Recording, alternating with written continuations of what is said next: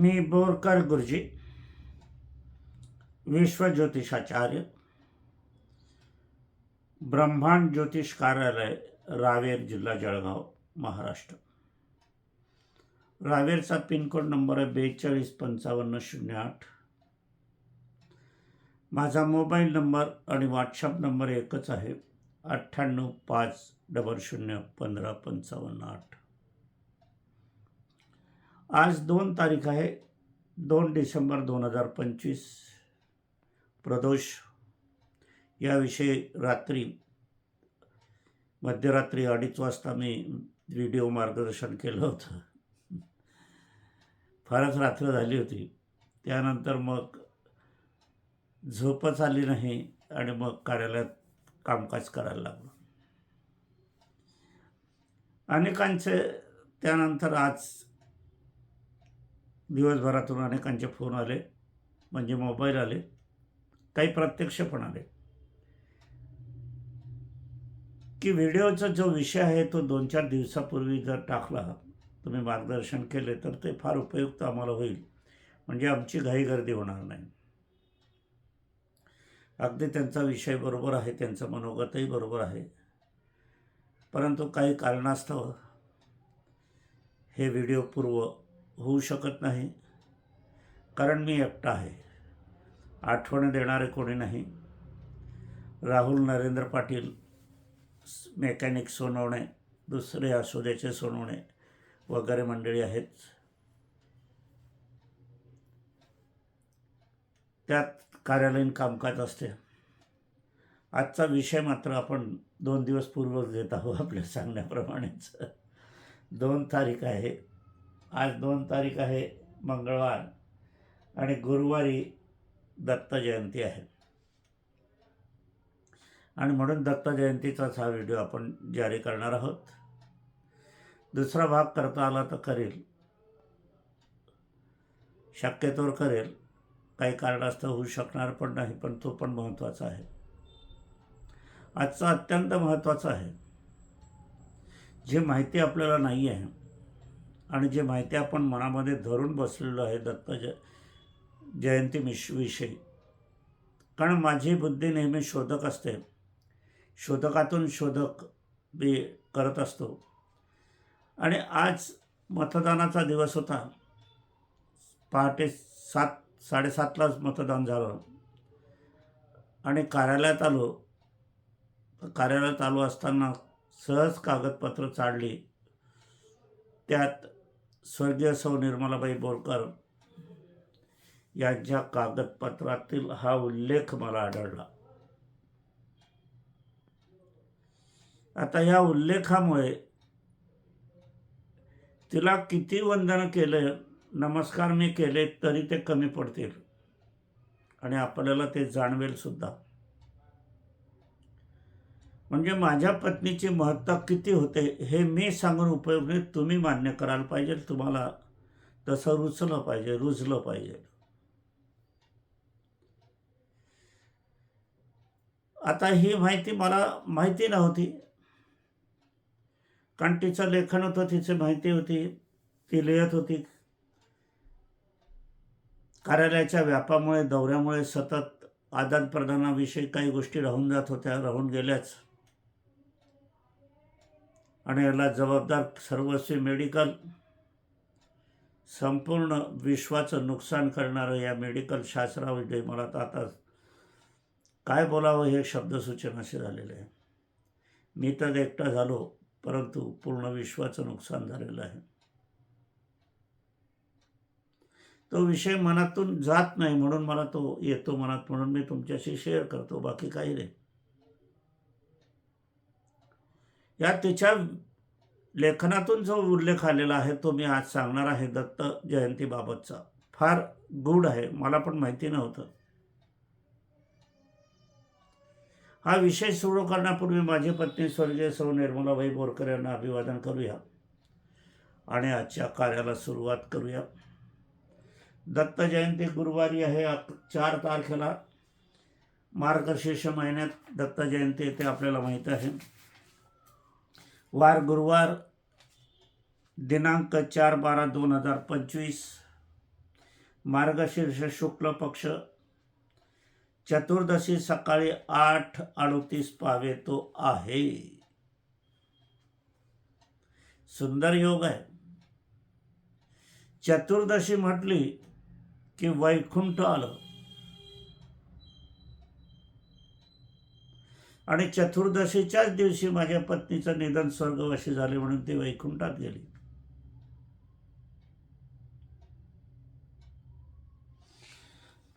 आठ 38 पावेतो चतुर्दशी, त्या पश्चात पौर्णिमा तिथी लागत आहे आणि दत्त जयंतीला पौर्णिमा तिथीच लागते.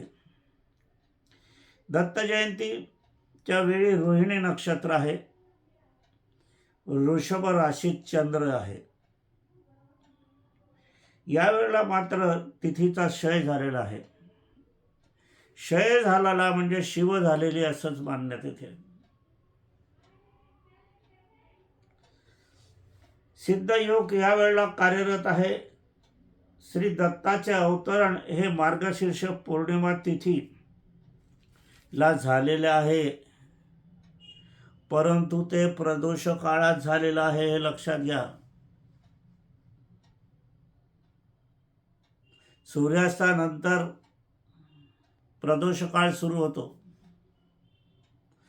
प्रदोष काळात झालेले आहे. या दिवशी सूर्यास्त 17:59 म्हणजे सायंकाळचे 5:59 नंतर 6 घटिका पावेतोचा काळ हा प्रदोष काळ आहे आणि 1 घटिका म्हणजे 24 मिनिटं. लक्षात घ्या, गणित आपल्याला जीवन आयुष्यात या घटिकेचा हिशोब अनेक वेळा करावा लागणार आहे. म्हणून 1 घटिका म्हणजे 24 मिनिटं. आता अशा किती घटिका आहे? 6 घटिका आहे. आता 6 घटिका असल्या कारणाने ही 144 मिनिटं झाली. म्हणजे यांचे तास झाले 2 तास 24 मिनिटं झालेले आहे. म्हणजे 4/12/2025चा प्रदोष काळ हा सायंकाळी 5:59 नंतर सुरू होईल, तर 2 तास 24 मिनिटापावतर चाल सुरू राहील.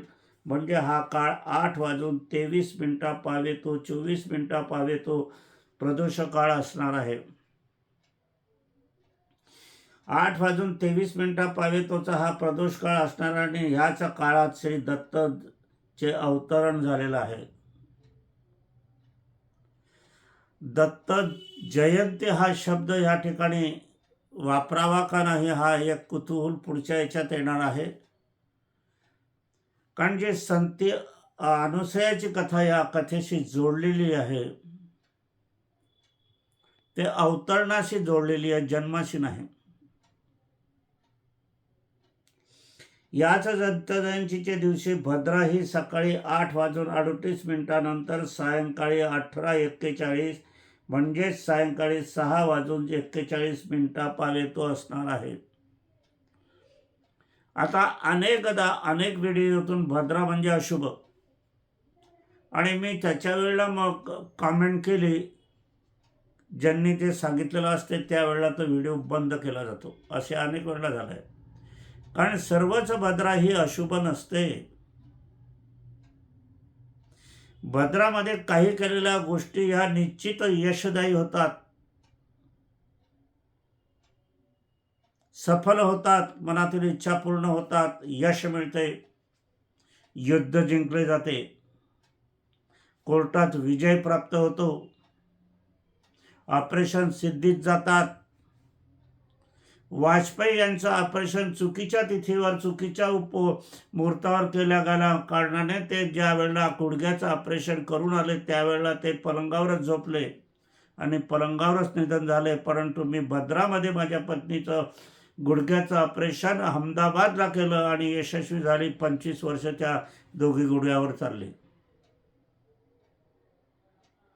आणि अहमदाबादला केलेला त्या डॉक्टरांनी जो नंबर दिला होता पार्टचा तोच नंबर अस्थीमध्ये निघाला. परंतु आमच्याकडील मी बॉल बदलवला होता, तो बॉल मात्र खोटा निघाला. ती गोष्ट बाजूला करूया. असं असताना आपल्याला 6:41 पावेतो असले तरी ही स्वर्गव्यापिनी आहे भद्रा. आता इथे भद्रा म्हणजे मर्तिक शिवाचा अवतार आणि स्वर्गव्यापिनी म्हणजे स्वर्गातून आलेले. किती सुंदर योगाने ब्रह्मयोगात आलेली.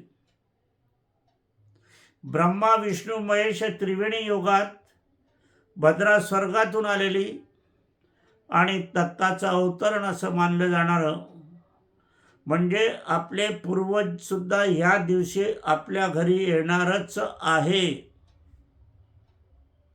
म्हणून आपल्याला 8 वाजून जे काही 38 मिनिटानंतर आपल्या पूर्वजांचं पूजन करा.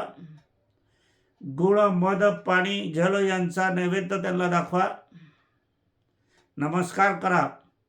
घरात जे जिवंत आई वडील असतील, सासू सासरे असतील, जे कोणी असतील त्यांच्या पण नमस्कार करा आणि वचन द्या. पूर्वजांची काही इच्छा अपूर्ण आपल्यामुळे अपूर्ण झालेली असेल किंवा त्यावेळेला आपल्याला करता आली नसेल किंवा त्याच्यातील दोष जावा म्हणून जे जीवित व्यक्ती आहेत त्यांच्या इच्छा पूर्ण करण्याचं वचन किंवा करा. अन्यथा हा दोष वंशदोषामध्ये आणि स्वतःच्या दोषामध्ये अवतीर्ण होतो. हे विधान आहे, माझं सांगी वांगीचं नाही. मी त्याला पुरावा देतो आहे तुम्हाला. म्हणजे सायंकाळी 6:21 पावे तो आपल्याला हे प्रदोषाचा काळ मिळणार आहे. दत्ताचे अवतरण भद्रात होत असले ही भद्रा स्वर्गव्यापिनी असल्यामुळे अत्यंत शुभ आहे. व यासोबत रोहिणी नक्षत्र आहे ते सिद्धिदायक आहे. या नक्षत्राचा स्वामी प्रत्यक्ष ब्रह्मदेव आहे. म्हणजेच ब्रह्म म्हणजे स्वर्ग, स्वर्गातून येणारी भद्रा, स्वर्गातून येणारे ब्रह्म विष्णू महेश. कारण या ठिकाणी सिद्धयोग श्री विष्णू आणि विष्टीकरण शिवाचं असा एक अद्भुत योग या दिवशी आलेला आहे. हा दुर्लभ योग या 4 तारखेला श्री दत्त जयंतीला आलेला आहे, येणार आहे. आता श्री दत्त रूप म्हणजे ब्रह्मा विष्णू महेश आणि प्रत्यक्ष याच दिवशी आपणास ब्रह्मा विष्णू महेश यांचा संयोगाचा लाभ आपणास मिळणार आहे. हा दुर्लभ योग आहे, तो आपल्या जीवन आयुष्यात आलेला आहे. पुढे कधी येईल सांगता येत नाही, देहाचा भरोसा नाही. आपल्या सर्वांच्या जीवन आयुष्यातील हा अनमोल दिवस, अनमोल क्षण आपणास बघायला मिळणार आहे. यात प्रदोष काळ ब्रह्म शिव मिलन म्हणजे आपले जे पूर्वज स्वर्गवासी झालेले आहे. कारण भद्रा स्वर्गव्यापिनी आहे हे लक्षात घ्या आणि ब्रह्मरूपी आहे हे आपण सर्वांनी लक्षात घ्यायला हवे. म्हणूनच आपण भद्रा उगम सकाळी 8:38 नंतर आपले पूर्वजांचे फोटोचे पूजन अवश्य करा. त्यांना फुलमाळा घाला, अगरबत्ती धूप शर्करायुक्त जल मध अर्पण करा. हे स्मरण पूजन कोणीही चुकवू नये. असले योग पुन्हा पुन्हा येत नाही. ही दत्त जयंती अवतरणाचा दिन असल्यामुळे ह्याचा लाभ आपले वंशाला होणार आहे. दिवसभराचे उपोषण करावे. सूर्यास्त 5:59 नंतर गुळ पाणी मध पाणी घेऊन उपोषण सोडावे व या पश्चात श्री दत्त जयंती उत्सव साजरा करावा. मंदिरात जाण्यापूर्वी स्वर्गव्यापिनी भद्रा म्हणजे पूर्वजांचे नमस्कार व जीवितांचे पदस्पर्श नमस्कार करून जावे. माता पिता जवळ नसतील तर वार्तालाप करावा. याशिवाय श्री दत्त जयंतीच्या लाभापासून आपण वंचित राहणार आहात. हे जर केलं नाही तर ईश्वरापासून माता पित्यांची निर्मिती झालेली आहे हे लक्षात घ्या. आणि या ईश्वरी अधिष्ठानातीत माता पित्यांनी आपली निर्मिती केलेली आहे. आपण स्वयंभू कोणीही नाही. म्हणून स्वर्गीयांच्या काही इच्छा आकांक्षा आपणाकडून व आपली त्याची पूर्तता केली नसेल तर त्याची पूर्तता जीवित माता पित्यांसाठी करावी.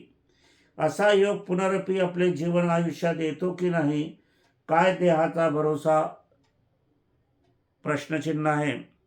यामुळे स्वतः दोष व वंशदोष पण निर्माण होणार आहे आणि होत असतो. अत्रि ऋषींची पत्नी सौभाग्यवती अनुसया ही फार प्रतिव्रता होती. एकही शब्द अनुसयांनी अत्रि ऋषींचा खाली पडू दिलेला नाही. माझाही शब्द स्वर्गीय सौ निर्मलाबाई बोरकर यांनी खाली पडू दिलेला नाही. तुम्ही कोणालाही विचारू शकतात. पार्वती लक्ष्मी सरस्वती यांना ह्यामुळे कमीपणा वाटत होता की आम्ही सती पतिव्रता आहोत आणि ही अनुसूया एवढ्या मोठ्या प्रमाणावर पतिव्रता कशी काय आहे. त्यांना ह्याविषयी असूया वाटली आणि म्हणून त्यांनी आपले पती ब्रह्मा विष्णू महेश यांना अनुसूयाची परीक्षा घेण्यासाठी पाठविले. या तिघ देवांनी साधूचा वेश करून अनुसूयाकडे गेले हे आपल्याला कथा माहीतच आहे. त्यांनी भिक्षा आमचे मनाप्रमाणे मिळावी अशी इच्छा व्यक्त केली.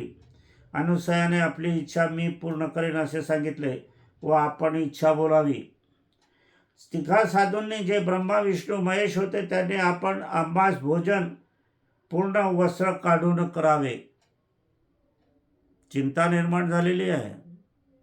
इच्छा भलतीच आहे. एवढी कठोर परीक्षा देवांनी ईश्वरांनी एका स्त्रीविषयी घ्यावी हे पण एक आश्चर्य आहे. इथे स्त्री सहिष्णुता तर दिसतच नाही. म्हणजे ईश्वरातामध्ये काही चुका ज्या होतात त्या इथे आपल्याला दिसतात. आणि म्हणून पुढचं गणित बघा. पूर्ण वस्त्र काढून आम्हाला भिक्षा द्यावी, भोजन द्यावे. अत्रि ऋषी गुप्त रूपात अनुसूयाजवळ आले. पहा कसा चमत्कार घडलेला आहे. अत्रि ऋषी स्वरूपात नाही आले, गुप्त स्वरूपात आले, प्रत्यक्ष रूपात नाही आले. गुप्त रूपात येऊन अनुसूयाच्या जवळ आले. त्यांनी अनुसूयाच्या मनामध्ये भाव निर्माण केला, सांगितलं नाही. भाव निर्माण केला. असा भाव विज्ञानाला येतो. विज्ञान पुढे आहे. विज्ञानाला यश मिळते? अजिबात नाही, कारण हे शास्त्र आहे. मनामध्ये भाव निर्माण अत्रि ऋषींनी केला अनुसूयाच्या आणि तिने सांगितले आपण घरात यावे, बैठकीवर बसावे. गालीच्या अंतरला होता खाली, तिथे या तिघांना तिने बसवले आणि तिने पाणी प्रथम त्यांना दिले. आपल्याकडे कोणी पाहुणा आला की लगेच आपण पाणी देण्याचा प्रयत्न केलाच पाहिजे. काही घरात करत नाही. तो शिष्टाचार होत नाही. कोणीही व्यक्ती आलो असो, स्त्री असो पुरुष असो, तर घरातल्या गृहिणीने तपकामध्ये पाण्याचे ग्लास गडवा तांब्या आणून पाणी द्यायचा प्रघात नसेल केला तर सुरू करा. आणि ज्या घरात हा होत नसेल ते घर पण त्याला होत नाही, त्या घराला दोष लागतात. तिने प्रथम त्यांना ते तिघांना पाणी दिले. ब्रह्मा विष्णू महेश यांनी पाणी प्राशन केले आणि प्राशन केल्यावर ते बालरूपात आले. पहा कसा चमत्कार झाला. जो विष्णूला समजला नाही, ब्रह्माला समजला नाही, महेशाला सुद्धा अवगत झाला नाही. मग प्रतिव्रता स्त्रीची ताकद केवढी मोठी असते हे लक्षात घ्या. आणि त्याच तोडीची माझी पत्नी स्वर्गीय सौ निर्मलाबाई होते हे सांगण्याला मला अभिमान वाटतो. असो असताना या तिघही बालकांना अनुसूया यांनी स्तनपान मग केले. विवस्त्र अवस्थेत भोजन द्यायला हवं. मग बालकाचं भोजन काय? लहान बालकं होती, 1-1, 2-2 महिन्याची. मग त्यांना स्तनपान केलं. विवस्त्र अवस्थेतच करावं लागेल ना. पहा कशी चमत्कार घडतो आहे. इथे ईश्वर हरले, प्रतिव्रता जिंकली आणि अनुसूया जिंकले, ऋषी जिंकले. तिघही प्रतिव्रता तर हरले, पण त्यांच्या स्त्रिया ज्या होत्या सरस्वती, लक्ष्मी, पार्वती ह्या पण हरल्या. देवांचा पण विजय जो होतो तिथे पराजय पण होतो, हे एक उदाहरण आहे. अनेक दिवस आपले पती घरी आले नाही म्हणून पार्वती, लक्ष्मी आणि सरस्वती हे अनुसूयाच्या घरी आले. काय चमत्कार आहे. अनुसूयाच्या घरी आल्यावर त्या बिछोण्यावर गालिच्यावर तिघी बालकं खेळत होती. त्यांना विचारायचं काम पडलं नाही, कारण त्यांना कळून चुकलं होतं की हे आपलेच पती आहे. तिघही खेळत आहे. कळत न कळत अश्रू तिघांच्याही डोळ्यात आले. मनस्ताप झाला, पश्चाताप झाला, पश्चातदिग्ध झाले आणि अनुसूयाची माफी मागली. आणि या तिघही देवींनी चरण स्पर्श केला पतिव्रतेला,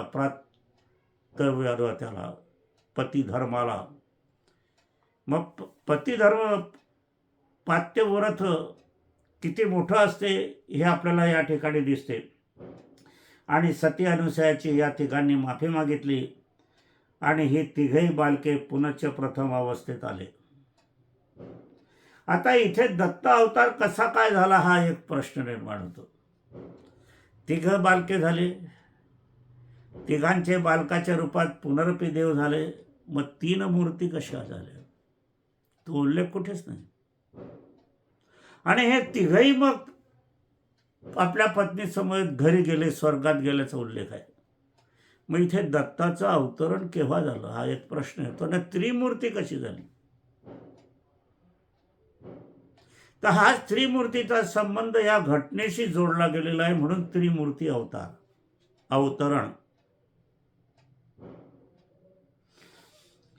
पूर्वीचे रूप पण वेगळे, मग ही दत्त अवतार इथेच ह्या वेळेला झालाच नाही असे म्हणावे का? आपण सर्वत्र जण ह्याच स्थितीत श्री दत्त अवतार मानतो. ही अवतार कथा इथे मात्र झालेली दिसत नाही.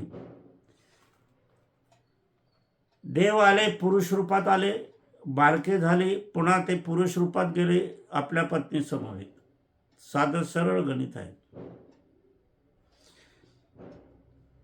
पुढील काळात मात्र आता याची आख्यायिका पुढच्या भागामध्ये आलेली आहे. कारण ज्या वेळेला स्तनपान केलं शिवांनी, ब्रह्मांनी, विष्णूंनी,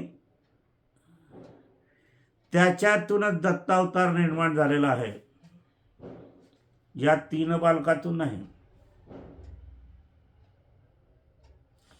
पहा कसं वाङ्मय कथा उलगडत जाते आहे. हे बहुतेकांना, मला पण माहीत नव्हतं, अनेकांना पण माहीत नसेल, असेल कोणाला माहीत तर काही सांगता येत नाही, परंतु माझ्या पत्नीने हे लिहिलेलं आहे. असे असताना याचा पुरावा पण आहे. अनुसया यामुळे गर्भवती झाली. ब्रह्म, शिव, विष्णूंनी दुग्धपान. आता गर्भवती म्हणजे गर्भातून, दुधातून निर्मिती जी झाली ती माता अनुसयाकडून केले होते. ती ममता ब्रह्माच्या मनाने चंद्र निर्माण झाला, चंद्राचा जन्म झाला. शिवाचे मन दुर्वासा ऋषी निर्माण झाले आणि विष्णूचे मनाचे इदाने दत्ताचा जन्म झाला. आणि हीच दत्त जयंती. आता दत्ताचा जन्म झाला त्यावेळेला दत्त एकमुखी होते, 3 मुखी नव्हे. दक्षिण भारतात दत्त संप्रदाय मोठ्या प्रमाणावर आहे. माझे वडील पण दत्त संप्रदाय होते. ते एकमुखी दत्ताचीच पूजन, अर्चन, प्रार्थना करत होते. दत्ताचा अवतार कुठे दत्तपोथीत नाही हे लक्षात घ्यायला पाहिजे इथे पण. कारण दत्ताचा अवतार या ठिकाणी नाही, कारण दत्त या ठिकाणी जे आपण जर बघितले तर हे ब्रह्मचारी आहे.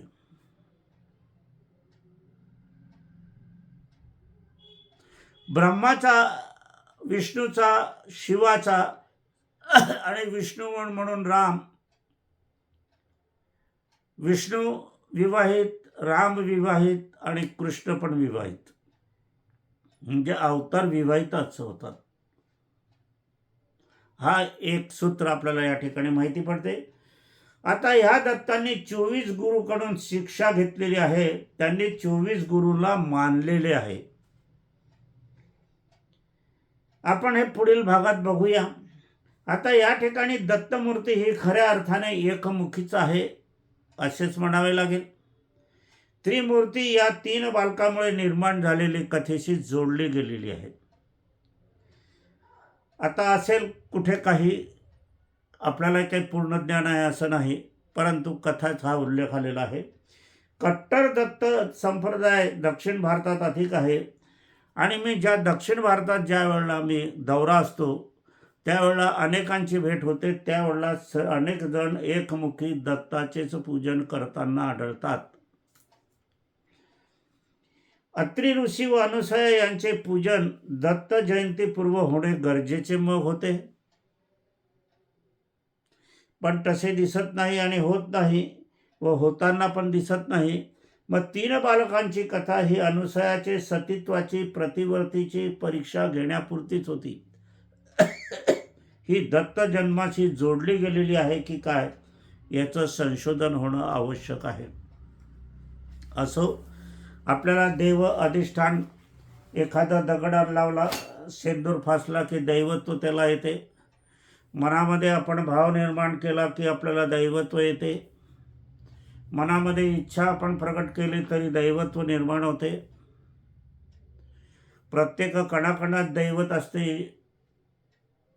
निसर्ग हे सर्व देवतांनी व्यापलेले आहे.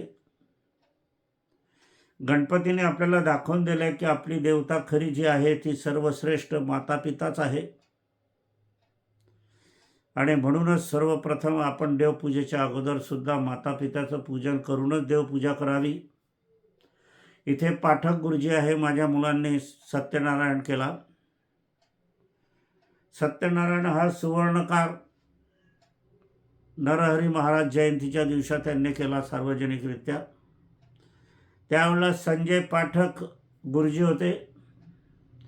त्यांनी आमच्या मुलाला अगोदर सांगितलं की पहिले माता पित्यांचे नमस्कार करा, नंतर पाठावर बसा. मी त्या महाराजांचं कौतुक करतो. सर्व महाराजांनी आता ही प्रथा चालू केली पाहिजे. म्हणजे या ठिकाणी आपल्याला खरं पूजनाचा लाभ मिळतो, नाही तर अपूर्ण पूजन राहते. हे तितकंच खरं.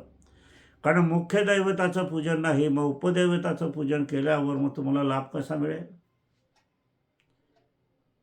म्हणूनच या ठिकाणी मला सांगावंसं वाटते की जे काही पुजारी गण आहे, ज्योतिष गण आहे, त्यांनी प्रथम माता पित्यांचा नमस्कार करूनच यजमानांना पूजन पुढे सुरू करावं.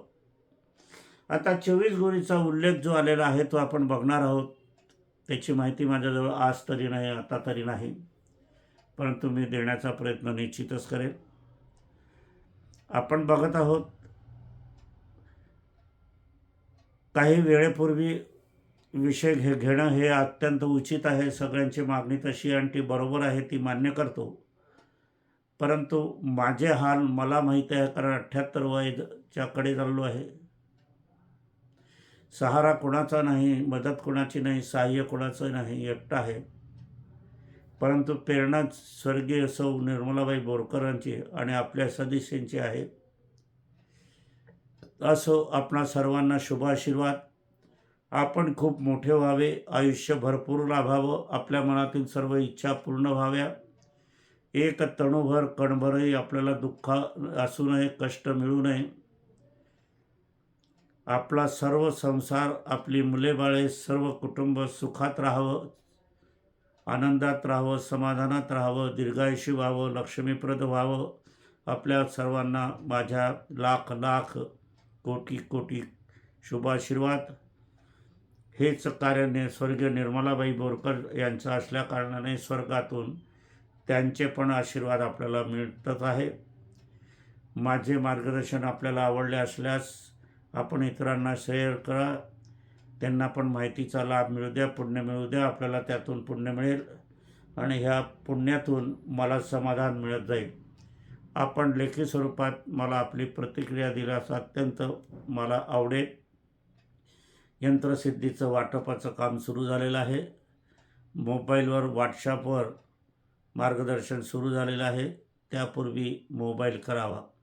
असो, आजच्या कार्याचं समापन करत असताना माझी पत्नी स्वर्गीय सौ निर्मलाबाई बोरकर यांना अभिवादन करूया आणि आजच्या कार्याचं समापन करूया. दत्त जयंतीचा आम्ही तुम्हाला मार्गदर्शन केलेलं आहे. अनोखं मार्गदर्शन आहे. असो, जेवढं माझ्याकडून शक्य होत असेल, पूर्ण जे काही असेल थोडंसं कणभर मी आपल्याला मार्गदर्शन करतो. मला याचा गर्व नाही, अभिमान नाही, सेवा आहे ही असं मी समजतो. आपणच माझे ईश्वर आहात. आपल्या सर्वांना ईश्वर समजून नमस्कार.